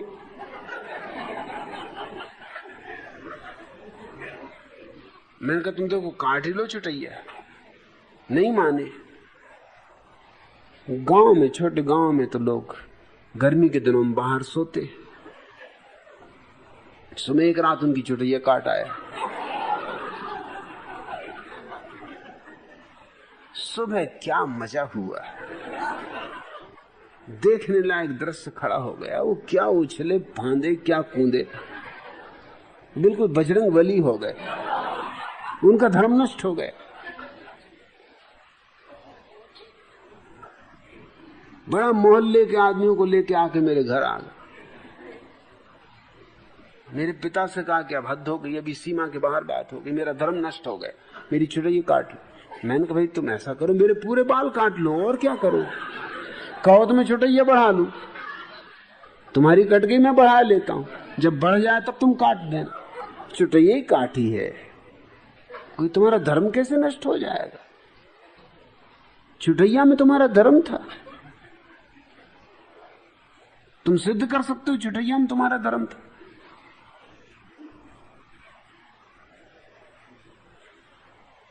मगर पुरी के शंकराचार्य को भी चुटैया में धर्म मालूम होता। ये बेचारा पूछ रहा है कि ब्रह्म को कैसे पाया जाए, वो पूछते हैं चुटैया है कि नहीं। मैंने कहा कि भाई चुटैया तो नहीं है। तो दूसरा सवाल उन्होंने बड़ा आध्यात्मिक सवाल पूछा पुरी के शंकराचार्य ने कि पेशाब खड़े होकर करते हो कि बैठ के? क्योंकि पतलून पहने हुए था। अब पतलून पहन के और बैठ के पेशाब करना बड़ी कठिन बात है। कोई योगी वगैरह हो तो कर ले, मतलब आसन वगैरह करना जानता हो, उल्टा सीधा शरीर को घुमाना जानता हो। अब पतलून पहने बैठ के पेशाब करोगे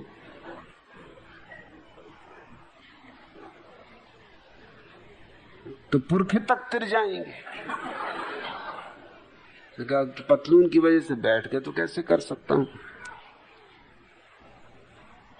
तो उन्होंने कहा खड़े होकर पेशाब करते हो और ब्रह्म ज्ञान की पड़ी। अरे पहले अपना आचरण ठीक करो, चुटैया बढ़ाओ, बैठ के पेशाब करो। जनेऊ पहनते हो कि नहीं? वो जनेऊ भी नदारत। और वो जो आदमी बैठे थे वहां बैठे होंगे उसी तरह के आदमी, और किस तरह के आदमी इस तरह की जगह पहुंचते।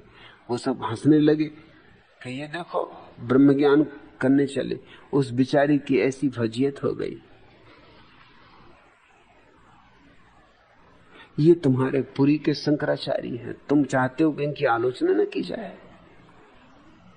तुम चाहते हो तुम्हारे साधुओं, मुनियों और दूसरे के लोगों के धर्मों की? कौन दूसरे लोग? मैं किसी को दूसरा नहीं मानता, कोई दूसरा नहीं।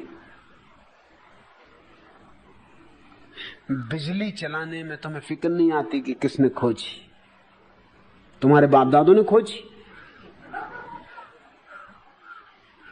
शंकराचार्य ने खोजी, रामानुज ने खोजी, निम्बार्क ने खोजी, बल्लभाचार्य ने खोजी, किसने खोजी? तब तुम नहीं पूछते कि बिजली घर में चला रहे हैं, पंखा चला रहे हैं, रेडियो सुन रहे हैं, ये किसने खोजा? विज्ञान पर सबका अधिकार है, तो धर्म पर क्यों नहीं? धर्म भीतर का विज्ञान है। फिर जीसस ने खोजा कि जरथुस्त्र ने खोजा कि मोसेस ने खोजा कि महावीर ने खोजा, क्या फर्क पड़ता है? कृष्ण ने खोजा कि क्राइस्ट ने खोजा, क्या फर्क पड़ता है? सारे धर्म मेरे हैं। इसलिए कोई मुझसे ये ना कहे कि दूसरों के धर्मों की मैं कड़ी आलोचना करता हूं। मेरे धर्म है और उनमें जहां जहां मैं देखूंगा लोगों ने गंदगी मिलाई है, उसकी मैं आलोचना करूंगा। मेरे धर्म है, मैं अधिकारी हूं कि अपने धर्मों में कचरा न मिलने दूं। मैं किसी और के धर्म की आलोचना नहीं कर रहा हूं। और मजा यह है कि हरनाम दास ही दूसरा प्रश्न पूछते जिससे जाहिर हो जाती कि अक्ल कितनी होगी। दूसरा प्रश्न पूछते हैं, भगवान रामायण में ये साफ साफ कहा गया कि एक व्यक्ति को बस एक ही विवाह करना चाहिए और पर स्त्री को देखना भी पाप है। आप जिस मुक्त, स्वच्छंद और अपने कम्यून में होने वाले प्रयोगों की बात करते हैं, क्या यह आचरण समाज को एक गलत दिशा में नहीं ले जाएगा? हरनाम दास आर्य, अब तुम रामायण को फंसा रहे हो कि नहीं? अब मैं रामायण के संबंध में कुछ कहूं तो आलोचना हो जाएगी, और तुम कहते हो कि साधुओं, मुनियों और दूसरों के धर्मों की आलोचना ना करो। अब तुम बाबा तुलसीदास की पिटाई करवाने को खुद उत्सुक हो, तुम्हें खुजलाहट हो रही। अब मैं क्या करूं? बोलूं तुम्हारा पहला प्रश्न मानूं कि तुम्हारा दूसरा प्रश्न मानूं?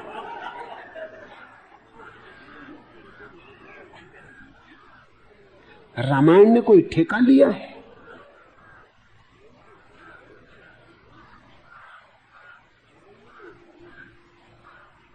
रामायण कोई धर्म ग्रंथ है?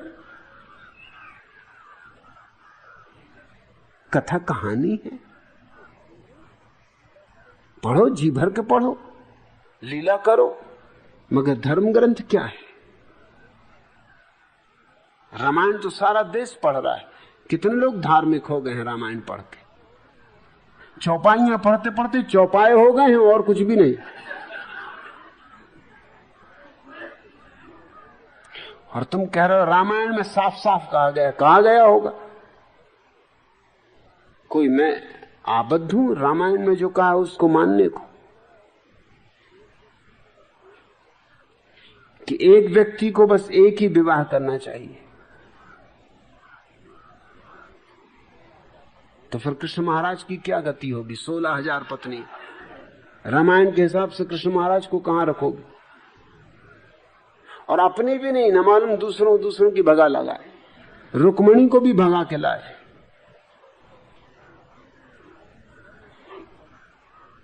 और तुम्हारे सब ऋषि मुनियों की अनेक पत्नियां थी।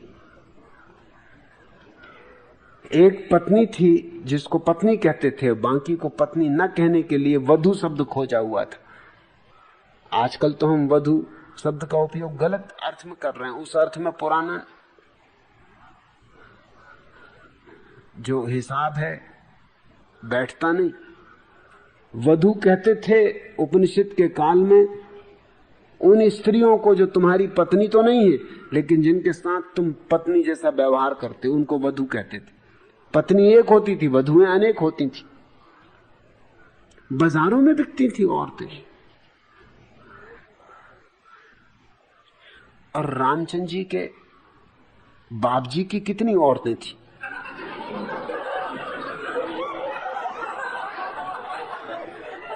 और ये खूसट बुढ़ा बुढ़ापे में भी एक औरत के ही चक्कर में तो राम को भिजवा दिया था जंगल 14 साल के लिए। न वो औरत होती न रामायण होती, सब मजा किरकिरा हो जाता, तुम्हारा सारा धर्म ही डूब जाता उसी चौथी औरत की वजह से। रामायण तो बाबा तुलसीदास कहां होते? कौन पूछता?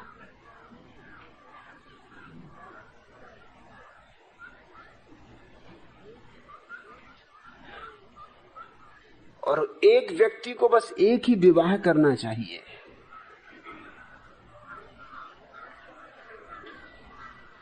तो मैंने कब कहा कि 2 करना चाहिए? मैं तो कहता हूं एक भी नहीं करना चाहिए। तुम जरा मेरी बात तो समझो। मैं किन ऊंचाइयों पर ले जा रहा हूं और तुम कहां की बातें कर रहे हो? मैं तो एक से भी बचाना चाहता हूं। एक में ही झंझट शुरू हो जाती, और जब एक किया तो 2 से कब तक बचोगे? 1 के बाद 2, 2 के बाद 3। आखिर आदमी तो गति करेगा, विकास करेगा।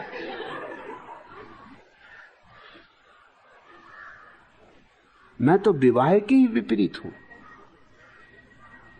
मैं तो विवाह का ही दुश्मन हूं। मैं तो कहता हूं एक भी नहीं करना चाहिए, क्योंकि एक करने से यह खतरा शुरू होता है, अपनी स्त्री और पराई स्त्री।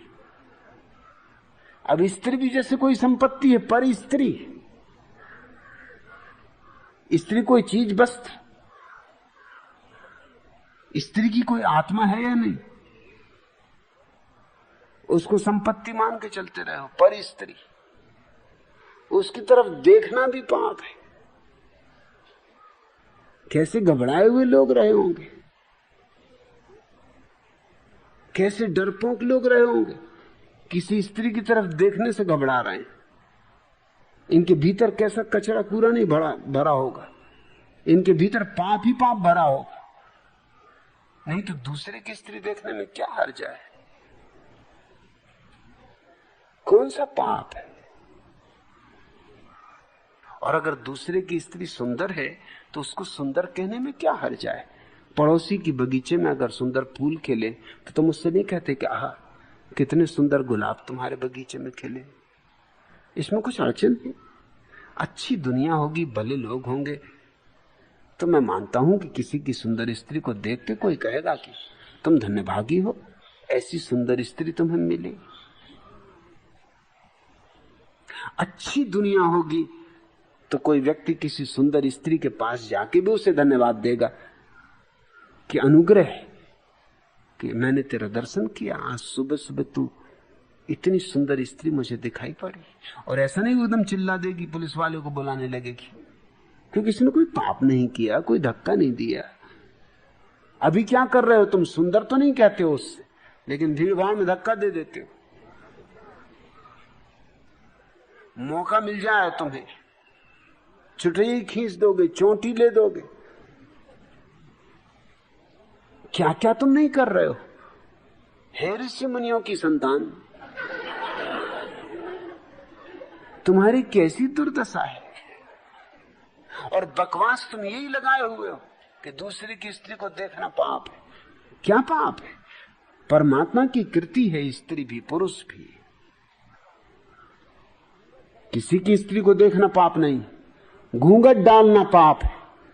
इसका मतलब हुआ कि घूंघट डाल के तुमने परमात्मा की कृति को छिपाया, तुमने मालकियत कर दी कि मेरी स्त्री, मेरा घूंघट, सील मोहर बंद। और ऐसा नहीं कि सील मोहर बंद नहीं होती थी, मध्य युग में यूरोप में ये चलता था, क्योंकि अक्सर जैसा हमारे देश में चलता था वैसी वहां चलता था। हम तो और ज्यादा जघन्य, जब कोई राजा युद्ध के लिए जाता था तो अपनी पत्नी की गर्दन ही काट जाता था।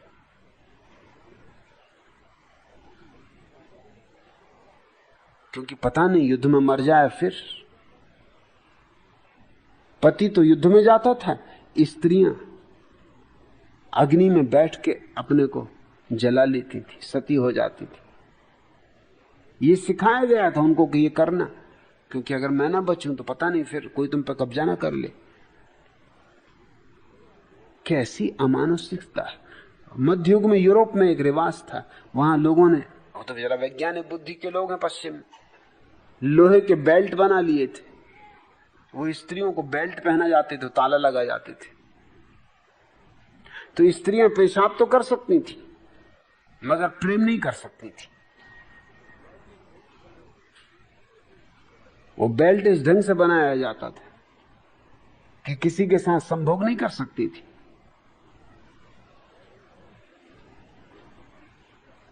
एक सेनापति युद्ध पर जा रहा था, उसे ये डर लगा कि कहीं युद्ध के मैदान में कहीं चाबी गिर जाए, खो जाए, कुछ हो जाए तो मारे गए, लौट के फिर क्या करेंगे। तो उसने सोचा अपना एक मित्र है, बहुत जिगरी मित्र जिस पर भरोसा किया जा सकता है, उसको जाके कहा कि भाई और तो मैं किसी पर भरोसा नहीं कर सकता, तुम ये चाबी रख लो, 6 महीने तो मुझे लग जाएंगे इस युद्ध से लौटते लौटते, आते से चाबी ले लूंगा, मुझे तुम पे भरोसा है, तुम बेफिक्री से चाबी रख लो। निश्चिंत वो गांव के बाहर अपने घोड़े पे सवार होकर निकला। गांव के बाहर ही निकला ही नहीं था, एक दूसरा घोड़ा भागता हुआ आया बेतहाशा, उसका मित्र चला आ रहा था। उसने कहा रुको रुको। रोका इसे और कहा कि ये क्या है, तुम गलत चाबी मुझे दे आए। इधर ये चाबी दे के गए, उधर वो चाबी खोलने पहुंच गए। गलत चाबी का इतनी जल्दी पता चल गया।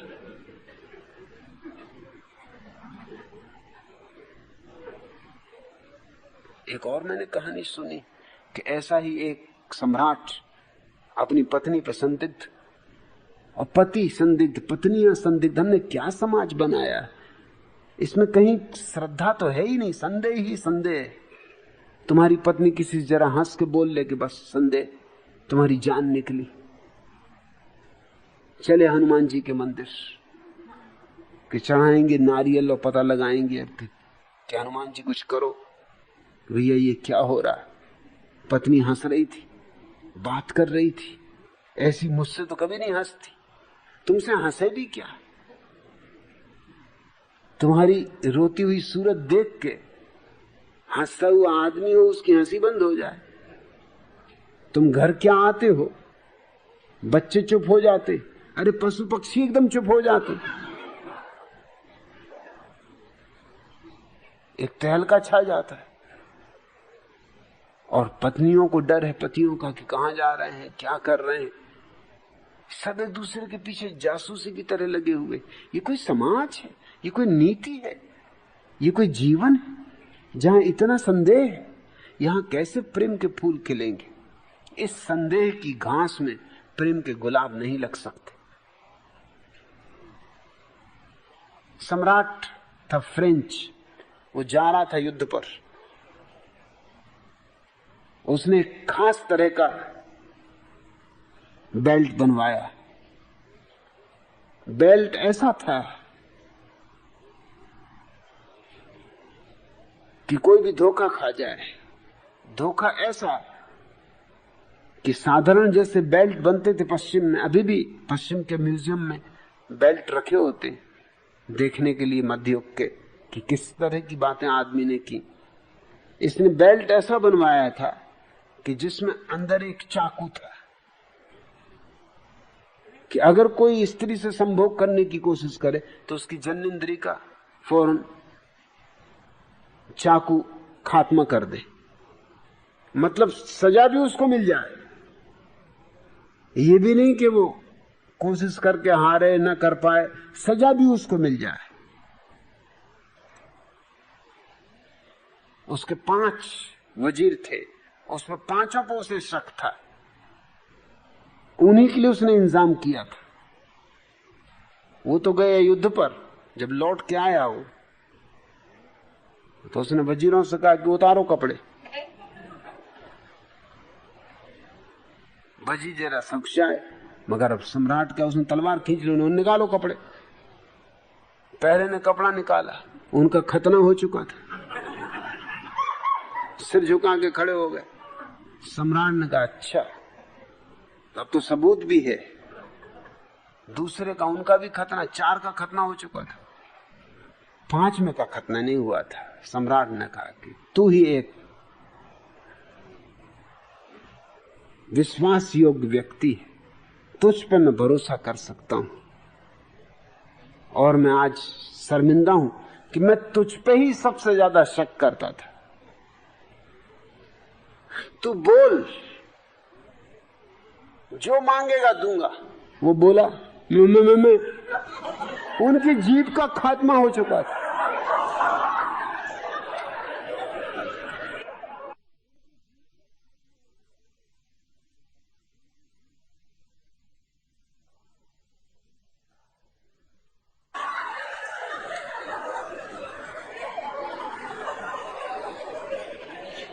फ्रांस के आदमियों के तुम हरकतें जानते ही कि वो प्रेम के एक से एक तरकीबें निकालते, वो जीभ से प्रेम करते, उनकी जीभ नदारत थी।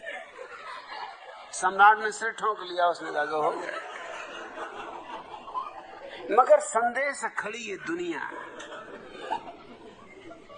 कोई अच्छी दुनिया नहीं है। मैं एक समाज चाहता हूं जहां लोग प्रेम तो करते हो लेकिन संदेह ना करते हो। और ये तभी हो सकता जब ये विवाह की रुग्ण व्यवस्था समाप्त हो। ये विवाह महारोग है, इसने मनुष्य जाति को पूरा सड़ा दिया है। प्रेम पर्याप्त है। अगर किसी व्यक्ति से तुम्हारा प्रेम है तो जीवन भर साथ रहो, बहुत प्रेम हो तो कई जन्मों साथ रहो, लेकिन आधार प्रेम हो। जहां तुमने जबरदस्ती बंधन शुरू किए, जहां तुमने एक दूसरे की स्वतंत्रता पर रुकावट डाली, बस वहीं प्रेम की मृत्यु शुरू हो जाती। मनुष्य के जीवन में 2 बड़ी आकांक्षाएं हैं, एक प्रेम और एक स्वतंत्रता। और अब तक हम ये नहीं कर पाए इंतजाम कि दोनों साथ साथ सध जाएं। कुछ लोगों ने प्रेम साधा, उनकी स्वतंत्रता छिन गई, और कुछ लोगों ने स्वतंत्रता साधी, उनका प्रेम छिन गया। स्वतंत्रता साधने वाले लोग, सन्यासी, साधु, भिक्षु, मुनि, तपस्वी, भागे जंगल की तरफ, प्रेम से भाग रहे थे। कहते हैं संसार से भाग रहे हैं, लेकिन अगर उनके संसार का मतलब समझो तो कोष्टक में लिखा होता प्रेम। प्रेम से भाग रहे हैं, आसक्ति कहें उसको, मोह कहें उसको, काम कहें उसको, जो भी कहना चाहें कहें, लेकिन भाग रहे हैं प्रेम से। प्रेम से डरे हुए। वो क्यों डरे हुए? क्योंकि प्रेम के साथ स्वतंत्रता नष्ट हो जाती। वो स्वतंत्रता को प्रेम करते, इसलिए भाग रहे हैं।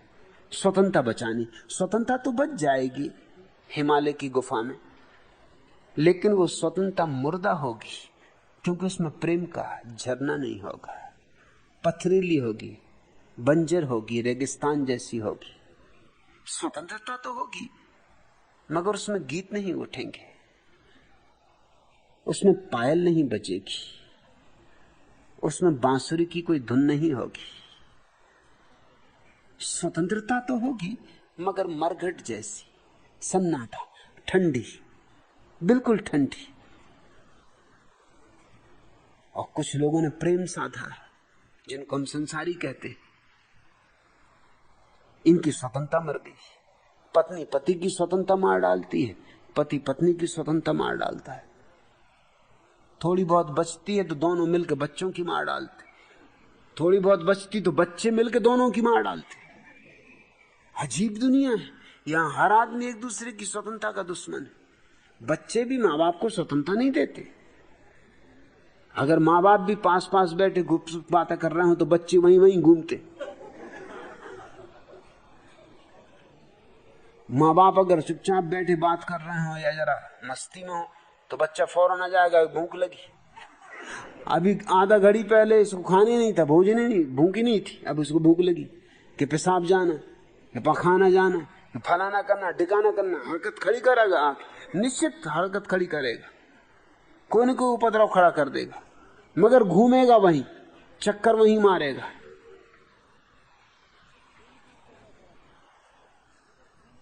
बच्चे माँ बाप की स्वतंत्रता नष्ट करते, माँ बाप बच्चों की स्वतंत्रता नष्ट करते, पति पत्नी की, पत्नी पति की, एक दूसरे की स्वतंत्रता पर दुश्मन की तरह बैठे हुए। और मुश्किल यह है कि स्वतंत्रता मर जाए तो प्रेम तो बचता है, लेकिन उसमें कोई रस नहीं रह जाता, उसमें फूल नहीं खिलते।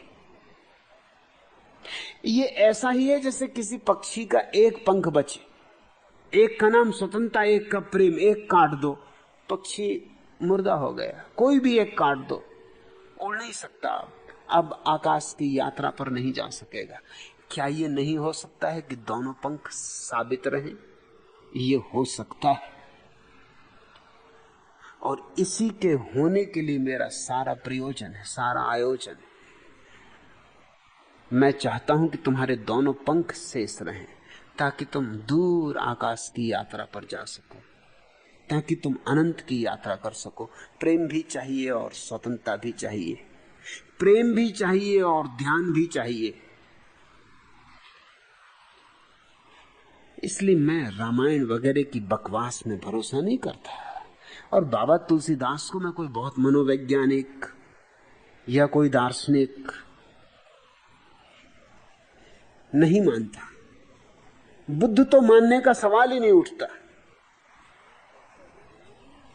ये तो ग्रामीण किस्म के व्यक्ति हैं, और इसलिए गांव में लोगों को इनकी बात खूब जची। गांव की बुद्धि से तुलसीदास की बुद्धि का खूब मेल बैठा। ये बुद्धि कुछ विकसित बुद्धि नहीं है, अत्यंत ग्राम्य है, आदिम है। इसलिए गांव में तुलसीदास की जैसी छाप पड़ी वैसी किसी की भी नहीं पड़ी। उसका कारण साफ था, तालमेल बैठ गया, दोनों की भाषा बराबर मालूम पड़ी। और आर्य समाजी इस देश में सबसे ज्यादा ग्रामीण बुद्धि के लोग, नहीं तो दयानंद का उन पर कोई असर नहीं पड़ने वाला था। दयानंद की बातें तो बहुत ओछी हैं, बहुत बचकानी, उनके तर्क भी बहुत लंगड़े लूले हैं। कभी कभी मेरा मन होता है कि ये जो छोटे छोटे लोग छोटी छोटी बातों से बेचैन हो जाते, तो एक बारगी उठा के रामायण को एक कोने से लेकर दूसरे कोने तक खंडित कर दिया जाए और सत्यार्थ प्रकाश को उठा के उसकी चिंदियां उड़ा दी जाए। चिंदियां उड़ाने योग्य है, क्योंकि एक भी तर्क में कोई बल नहीं है। लेकिन फिर मैं ये सोचता हूं कि क्या फिजूल के काम में लगना, और भी काम काम के योग्य है करने को। लेकिन अगर कभी मेरे पास वक्त बचा, ऐसा वक्त कि जब कांटे नहीं कटे, तब मैं इनको काटूंगा। अगर मुझे कभी जिंदगी में फुर्सत मिली, जो मिलनी नहीं, क्योंकि झंझटें इतनी हैं, किस किस को काटते फिरो। अगर कभी मुझे मौका मिला तो ये बाबा तुलसीदास और ये दयानंद, ये दो आदमी तो छोड़ने ही नहीं। इन दो आदमियों ने तो भारत की छाती पर बहुत घूंगर मूता है, बहुत भारत की छाती पर दाल घोंट रहे हैं। इनसे तो छुटकारा भारत का चाहिए ही चाहिए। आखिरी सवाल,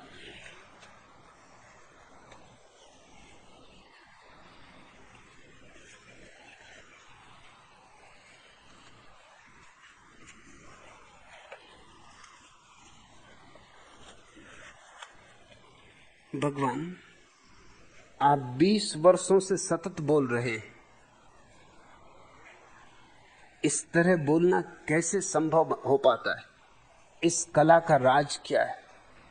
राजेंद्र, राज कुछ भी नहीं। एक छोटी सी कहानी से तुम्हें समझ में आ जाए। एक नेताजी चुनाव लड़ रहे थे। चुनावों के मामले में वे जरा नए नए ही थे, भाषण वगैरह देना उन्हें ढंग से आता नहीं था। चुनावी दौरे के समय उनके मित्र ने उनसे कहा कि भाई, ऐसे भी क्या शर्माते हो? अरे नेता होकर शर्म करते हो? वे बोले कि भाई, मैं जरा इस क्षेत्र में नया नया हूं और भाषण देने की कला मुझे आती भी नहीं कि कैसे भाषण देना चाहिए। मित्र महोदय हंसे और बोले, अरे भाषण देना भी कोई कला है? बस बात में से बात निकालते जाओ, यही तो भाषण का राज। इसके बाद नेताजी ने मंच पर जो भाषण दिया वह इस प्रकार था। भाइयों और बहनों, ना तो मैं स्पीकर हूं, ना ही लाउड स्पीकर। स्पीकर हमारे मोहल्ले के कल्लन मियां हुआ करते थे, जो कि आजकल कब्र में।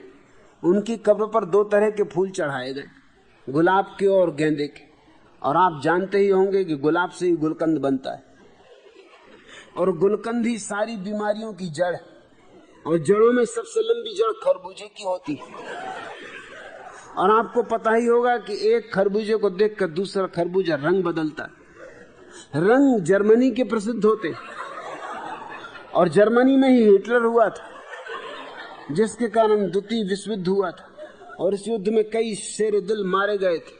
40 शेर का एक मन होता है, और मन बड़ा चंचल होता है। चंचल मधुबाला की बहन का नाम था।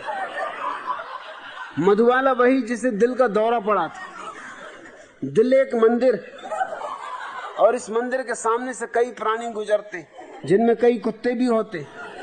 और आपको पता ही होगा कुत्ते की दुम हमेशा तिरछी होती। भाइयों और बहनों, जिस दिन कुत्ते की दुम सीधी हो जाएगी, मैं फिर भाषण देने आऊंगा। इस तरह बात में से बात निकालते जाना। राजेंद्र, और कुछ कला वगैरह नहीं है। एक दफा बात में से बात निकालना आ जाए, और सबको आती है। असल में तुम रोज यही तो करते हो, एक दूसरे से बातचीत करते हो, तो क्या करते हो? मैं कोई भाषण थोड़ी देता हूं, मेरी कोई कला थोड़ी है। जैसे तुमसे अकेले में बैठ के बात करूं, ऐसे जरा ऊपर मंच पे बैठ के बात कर लिया। एक से बात की कि 1000 से बात की कि 10,000 से बात की, क्या फर्क पड़ता है?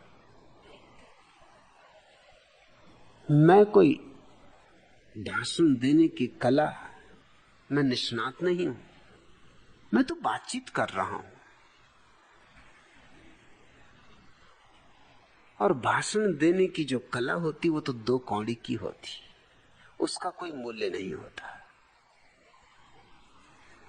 मैं तो तुम्हारे सामने अपना हृदय खोल कर रख रहा हूं, और हृदय बड़ा रहस्य है। 20 साल क्या, 20 जन्मों तक भी खोलते जाओ तो भी उस रहस्य का कोई अंत आने वाला नहीं। मैं तो तुम्हारे सामने अपने प्रेम को गा रहा हूं, इससे गीत पर गीत निकलते हैं। मैं तो तुम्हारे सामने अपने ध्यान को बांट रहा हूं, जितना बांटो उतना बढ़ता है। मैंने जिस भगवत्ता को जाना है उसमें तुम्हें साझीदार बना रहा हूं। 20 वर्ष तो कुछ भी नहीं, अनंत काल तक भी यह सत्संग चल सकता है। यह तो मधुशाला है, यहां तो मैं तुम्हें पिला रहा हूं। यहां तो तुम जितना पियोगे उतने प्यासे होते जाओगे। और ये मधु कुछ ऐसा कि जितना पियोगे उतने होश में आते जाओगे। योग प्रीतम ने ये गीत मुझे भेजा है। क्या मस्ती का समा बंधा है तेरे इस मैखाने में, जमा हुआ रिंदों का मजमा इस प्यारे मैखाने में। डरते डरते कदम बढ़ाया हमने भी इस महफिल में, हम भी हो बैठे दीवाने पीकर इस मैखाने में। पीने वाला झूम रहा है पीकर तेरी मै साकी, फिर भी होश बना रहता है तेरे इस मैखाने में। ऐसा जाम पिलाते हो तुम मुर्दे जिंदा हो जाते। देखे क्या क्या करतब साकी तेरे इस मैखाने में। श्रीमन कृष्ण जनाब मोहम्मद गुड गुड बातें करते हैं। बुद्धों का जमघट है साकी तेरे इस मैखाने में। मिस्टर जीसस पूना आकर बड़े ठहाके लगा रहे, लगता है कुछ ज्यादा ही पी बैठे इस मैखाने में। बुद्ध नाचने लगे यहां पर मीरा बैठी ध्यान धरे। महावीर रोल्स में आते तेरे इस मैखाने में। कभी योग तो कभी कराटे, सूफी नर्तन ताई ची, क्या क्या गोरख धंधे करते गोरख इस मैखाने में। बने रही है चाय राबिया, सहजो गेहूं बीन रही, और दया मां बर्तन धोती इस न्यारे मैखाने में। लाओ से महाराज प्रेम से यहां बगीचा सींच रहे, नानक साहब पहरा देते रात जगे मैखाने में। चारों खाने चित्त पड़े हैं पंडित तोताराम कई, गुरजीएफ कर रहे पिटाई बैठे इस मैखाने में। मुल्ला नसरुद्दीन हंसाते रोज सुबह इस महफिल में, हंसी हंसी में कौन नहीं फंस जाता इस मैखाने में। छोड़ रहे भगवान पटाखे और हंसी की फुलझड़ियां, रोज मनानी है दिवाली अपने इस मैखाने में। इतना रंग ढुलाया तुमने तन मन भी रंग डाले हैं, नित्य होली का उत्सव मनता तेरे इस मैखाने में। तेरे हाथों मैं पी लें जो सचमुच किस्मत वाले हैं, डूब डूब कर तिर जाते हैं वे तेरे मैखाने में। आज इतना ही।